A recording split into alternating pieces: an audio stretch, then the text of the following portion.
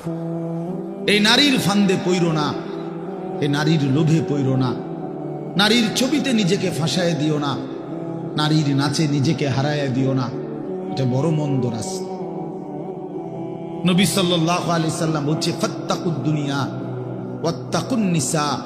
আমার উম্মত, দুনিয়ার মুসিবত, দুনিয়ার ধোঁকা, এর থেকে বেঁচে থাকো, নারীর ধোঁকা থেকে বেঁচে থাকো।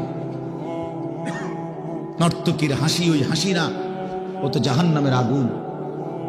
বেপর্দা নারীর অঙ্গভঙ্গি, এ তো অঙ্গভঙ্গি না দোস্ত, ছেলেরা, এ তো জাহান্নামের আগুন। ওই পাউডার, ফেয়ার এন্ড লাভলি তো আগুন, আগুন ছাড়ার কিছু না। বেহায়া বেপর্দা নারী তো তোমারে আগুনের মধ্যেই ফেলে দিল, জাহান্নামেই ফেলে দিল।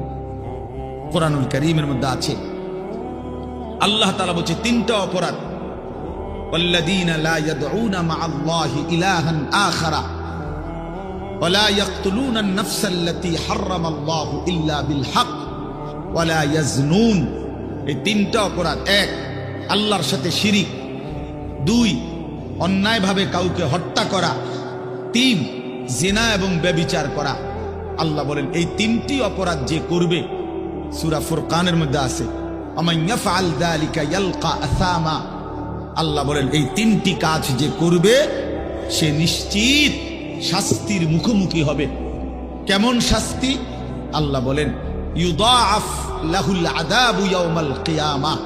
কিয়ামতের দিন তার প্রত্যেকটি এই তিনটা অপরাধের শাস্তি দ্বিগুণ দ্বিগুণ দ্বিগুণ দ্বিগুণ, ডবল ডবল, রিডবল রিডবল তাকে শাস্তি দেয়া হবে।